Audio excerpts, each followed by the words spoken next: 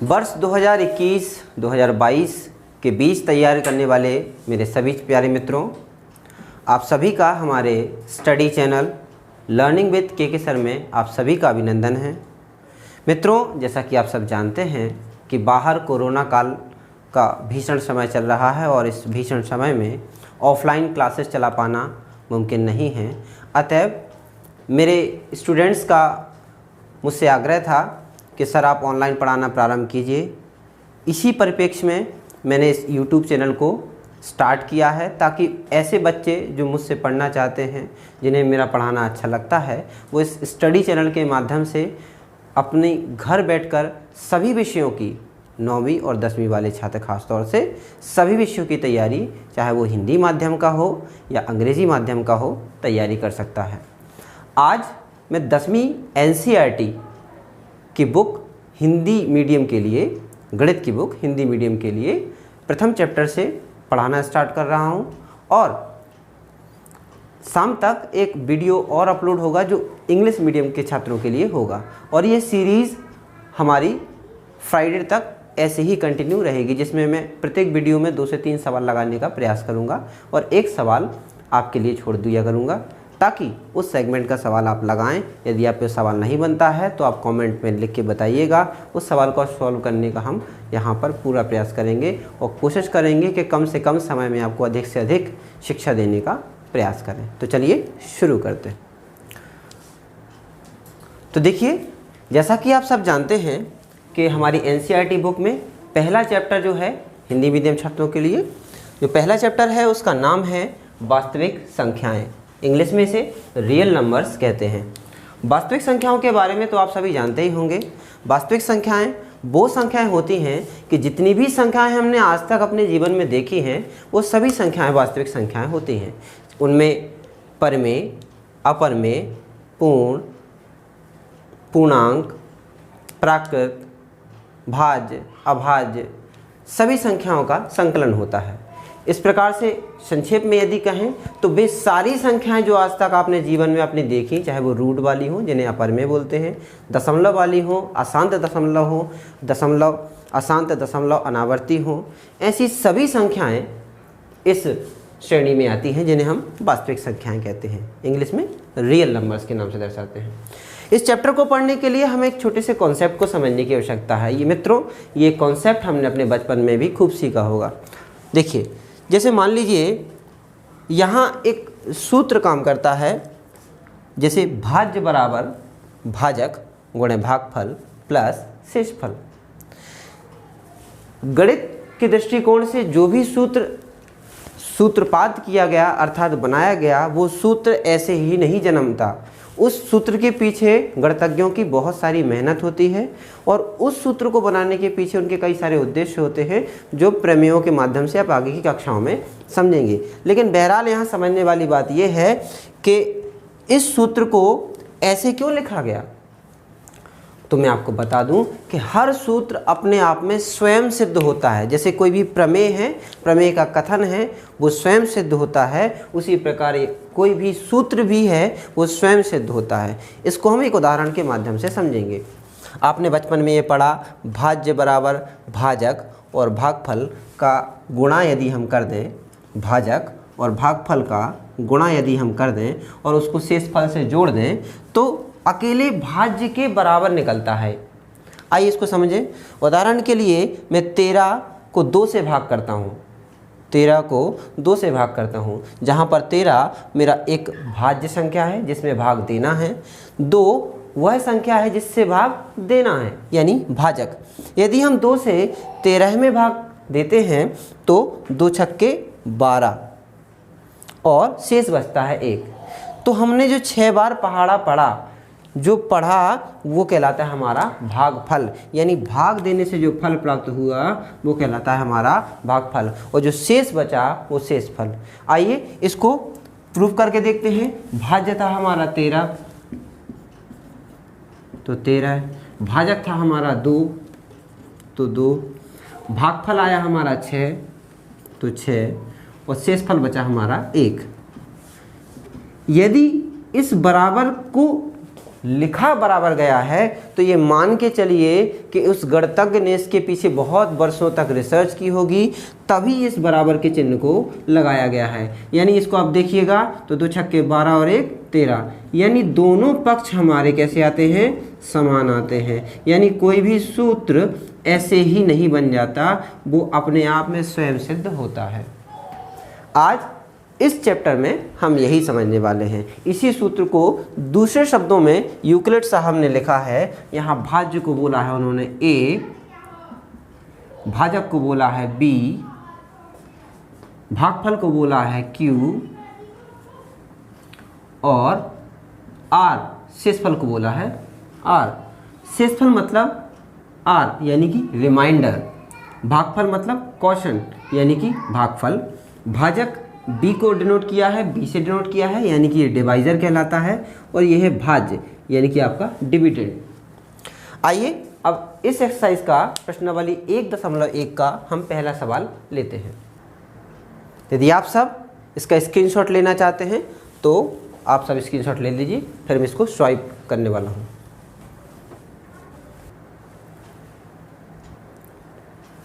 तो प्यारे बच्चों, हमने स्क्रीन पर सवाल लिख लिया है, आप व्हाइट बोर्ड पर देख पा रहे होंगे।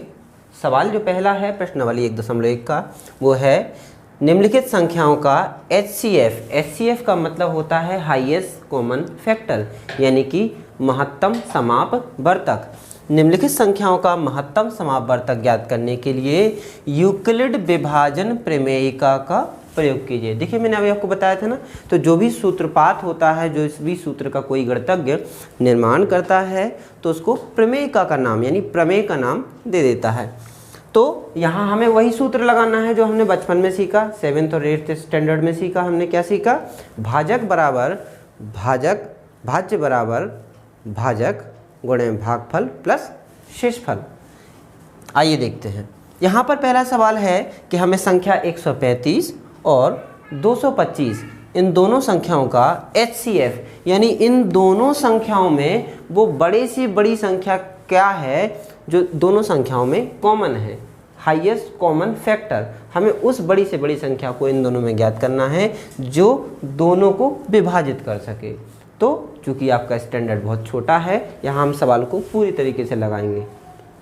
आइए देखते हैं एक श्रेष्ठ कोटि का बच्चा इस सवाल को कैसे लगाता है, और हम ये भी सीखेंगे कि यदि आपको सवाल सही तरीके से नहीं लगाना आता तो आपके कहाँ कहाँ अंक कट जाते हैं। और बच्चे पूरा पेपर करके भी आते हैं, फिर भी उनके नंबर 90, 80, 85 से भी कम आते हैं। पर जिस तरीके से हम आपको बता रहे हैं, हमारे यहाँ कई वर्षों में बच्चों के 99 नंबर तक आए हैं, 100 का आंकड़ा अभी तक नहीं पार किया। बच्चों की एक आध फॉल्ट हो जाती है तो ऐसा अक्सर होता है, लेकिन यदि आप 100% इस चीज़ को फॉलो करते हैं तो आपके 100 अंक आने में कोई रोक नहीं सकता, ऐसा मेरा वादा है। आइए शुरू करते हैं। सबसे पहले हमें अपने पेज के बीचों बीच, मैं इसको मिटा देता हूँ, मिटा वो काट दो, हाँ ठीक है।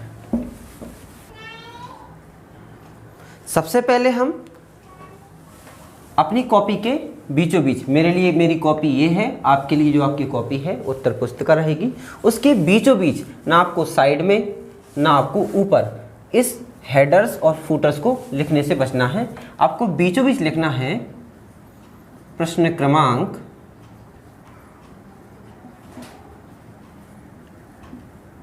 01 का हल, और इसको आप जितना सुंदर सजाएंगे उतने ही। मैं ऐसा इसलिए लिखवाता हूं बच्चों से ताकि यदि कोई वृद्ध शिक्षक आपकी कॉपी जांचता है और उसने आपके बगल में नहीं देख पाया कि आपने क्या लिखा है, जिससे बच्चों के डाउट ऑफ बेनिफिट में नंबर काट लिए जाते हैं। तो आपको क्या करना है कि आपको उस चीज़ से बचना है और ऐसे बड़े बड़े शब्दों में लिखना है कि प्रश्न क्रमांक ये का हल। आप जो भी प्रश्न हल कर रहे हैं उसका क्रमांक ज़रूर डालें। इसके बाद आपको क्या करना है, 1 से 2 लाइनें छोड़ देनी है और अपने सवाल को हल करना स्टार्ट करना है। जैसे आपको लिखना है, हमें, या फिर आप लिख सकते हैं दी गई संख्याएं,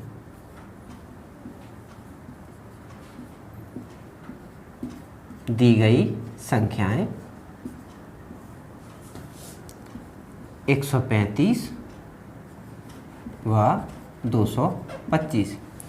तो अब आपको क्या करना है, 135 और 225 में जो बड़ी संख्या लग रही हो, दोनों में जो भी आपको बड़ी संख्या लग रही हो उसको a मान लीजिए। तो मैं इसको a मान ले रहा हूँ, यानी मैं सबसे पहले आगे लिख देता हूँ बड़ी संख्या 225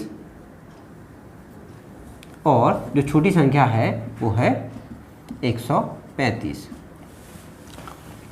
अब हमें क्या करना है, अब हमें 225 और 135 के बीच उस संख्या को ज्ञात करना है जो दोनों संख्याओं को विभाजित कर सके, तो उसे ही HCF बोलते हैं।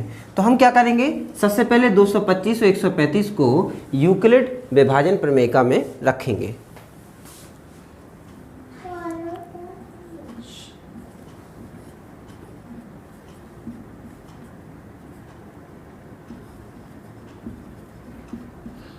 यूक्लिड विभाजन प्रमेयिका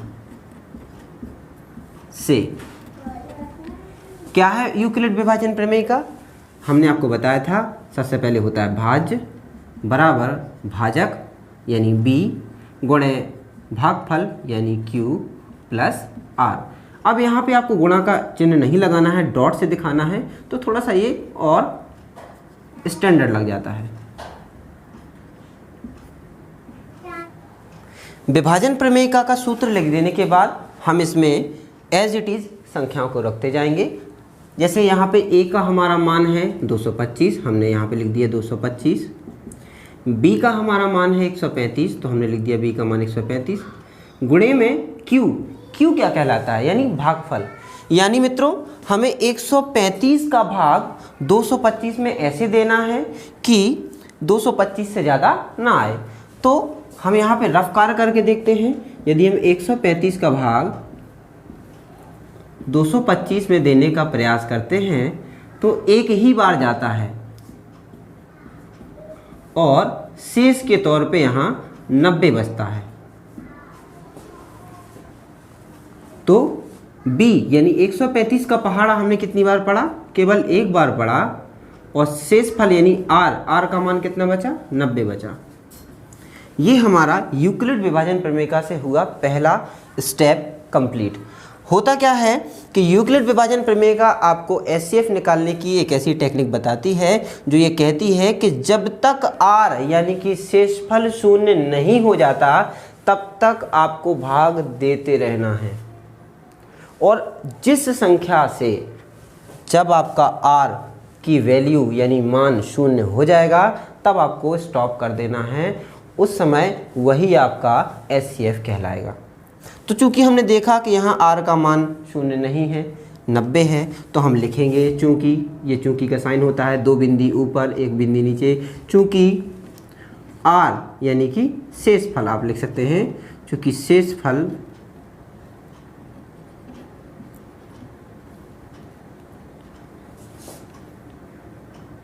नब्बे बराबर नहीं है 0 के। इसका मतलब है आप भाषा को थोड़ा सा गायब कर सकते हैं और शॉर्ट में लिख सकते हैं 90 शून्य के बराबर नहीं है, यानी भाषा के अनुसार शेषफल आपका शून्य नहीं है। इसलिए फिर से हम अब 135, अब हम मित्रों 225 को छोड़ देंगे, अब हम 135 यानी इस भाजक से और इस शेषफल के बीच फिर से सेम मानेंगे। इसलिए पुनः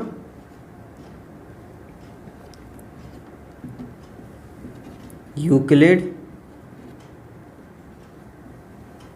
विभाजन प्रमेयिका से क्या है, जो बड़ी संख्या है दोनों में 135 और 90 में, 135 और 90 में बड़ी संख्या कौन सी है, 135। तो यहाँ पर 135 हो जाएगी हमारी a और जो दूसरी संख्या है वो हो जाएगी b। अब हम बिल्कुल ऐसे ही सूत्र में फिर से रखेंगे। यहाँ a का मान है 135, इसलिए 135 बराबर b का मान है 90। अब मित्रों हमें b का पहाड़ा यानी 90 का पहाड़ा ऐसे पढ़ना है कि 135 से ज़्यादा ना हो। तो हम जब 90 का पहाड़ा पढ़ते हैं तो हम एक ही बार पढ़ पाते हैं, और शेषफल में हमारा बचता है 45। तो देखिए अभी भी शेषफल हमारा शून्य नहीं हुआ। तो हम जब 90 का पहाड़ा एक बार पढ़ते हैं, हमने एक बार पढ़ा, प्लस आर यानी शेषफल कितना आया है 45। अभी भी शेषफल शून्य नहीं हुआ, यानी हम इसको एक स्टेप और आगे करेंगे और तब तक करते रहेंगे जब तक ये शून्य नहीं हो जाता। आइए देखें, ये बार बार लिखने की आवश्यकता नहीं है, मैंने आपको यहाँ लिख के बता दिया है, आपको बार बार नहीं लिखना है। आपको क्या करना है सीधा, तो देखिए जैसा कि मैंने अभी बताया कि शेषफल हमारा शून्य नहीं है, अभी भी यहाँ 45 बचा हुआ है, तो तब तक इस प्रोसेस को हम करते रहेंगे जब तक यहाँ पे शून्य नहीं हो जाता। आइए देखें क्या करें, तो हम लिख देंगे फिर से कि चूंकि 45 बराबर नहीं है 0 के, इसलिए पुनः यूक्लिड प्रमेयिका से, इसलिए पुनः बस लिख देंगे तो काम चल जाएगा। और इसलिए का चिन्ह लगा दीजिए, एक बिंदु ऊपर 2 बिंदु नीचे, पुनः, और लिखेंगे आप। अब 90 और 45 दोनों में कौन बड़ा है, 90 बड़ा है, तो आप सीधा लिखेंगे 90 बराबर ए का मान हो है यहाँ पे क्या 90 और बी का मान है क्या 45, तो सीधा लिखेंगे 45। अब 45 का पहाड़ा कितनी बार पढ़े कि 90 आ जाए, देखिए 2 बार, 45 दूनी 90, और अब शेषफल क्या बचा 0 बचा। देखिए कैसे, जब हम 45 का पहाड़ा 2 बार पढ़ेंगे तो क्या आता है 90 आता है, और शेषफल क्या आया 0, यही तो हमें चाहिए था, यानी हमारा शेषफल क्या आया 0 आया। किसने किया ये 0, किस संख्या से भाग दिया कि शेषफल 0 हुआ, तो आंसर है 45 से, यानी हम लिखेंगे अतः 135 व 225 का HCF 45 होगा। इस तरह से आपका ये प्रथम सवाल यहाँ कंप्लीट होता है। प्रश्नावली 1.1 का पहला सवाल मैं करा चुका हूँ, और चूँकि इसमें 3 सवाल हैं, दूसरा सवाल भी मैं स्टार्ट कर रहा हूँ। आप देखिएगा कि दूसरे सवाल को भी कितने आसानी से लगाते हैं। यहाँ पर प्रश्न क्रमांक 2 का हल हमने वैसे ही डाल दिया जैसे प्रथम सवाल में डाला था। 2 संख्याएं हैं हमारी यहाँ पर, पहली संख्या है 38,220 और दूसरी संख्या है 196। तो आपको पता है कि 38,220 में 38,220 बड़ी है और 196 छोटी है, यानी जो बड़ी संख्या है उसे A दिया और जो छोटी संख्या है उसे B दिया। अब हम B यानी 196 से 38,220 को भाग करने की कोशिश करेंगे, तो हम लिखेंगे यूक्लिड विभाजन प्रमेयिका से, जैसा हमने पहले सवाल में किया था। हम सूत्र लिखेंगे यूक्लिड विभाजन प्रमेयिका का, A बराबर होता है BQ प्लस R। A का मान है 38,220, B का मान है 196। Q 196 का पहाड़ा कितनी बार पढ़ें कि हमारा 38,220 आए। अब देखिए यहाँ पर ध्यान देने वाली बात यह है कि 196 का यदि हम 10 बार भी पहाड़ा पढ़ते हैं तो 1960 होता है, 100 बार पहाड़ा पढ़ते हैं तो ये कम से कम 19,600 होता है, 200 बार पढ़ते हैं तो 38,000 से 39,000 से ज़्यादा हो जाएगा, यानी 200 से थोड़ा सा कम है, यानी 196 का पहाड़ा पढ़ेंगे हम 195 बार, और ये पूरी तरह कट जाएगा और शेषफल आएगा 0। देखिए यानी 196 से हमने जब भाग दिया 38,220 में तो 195 बार भाग गया, पूरी तरह भाग जाने पर शेषफल बचा 0, और जिस संख्या ने हमारा शेषफल 0 कर दिया है उस संख्या का नाम है 196, यानी हमारा 196 ही अभीष्ट उत्तर होगा, यानी हमारा HCF यानी हाईएस्ट कॉमन फैक्टर यानी महत्तम समापवर्तक 196 होगा। यानी 38,220 और 196 के बीच एक कॉमन फैक्टर है जिसका नाम है 196। अतः हम यहाँ लिखेंगे अतः हमारा अभीष्ट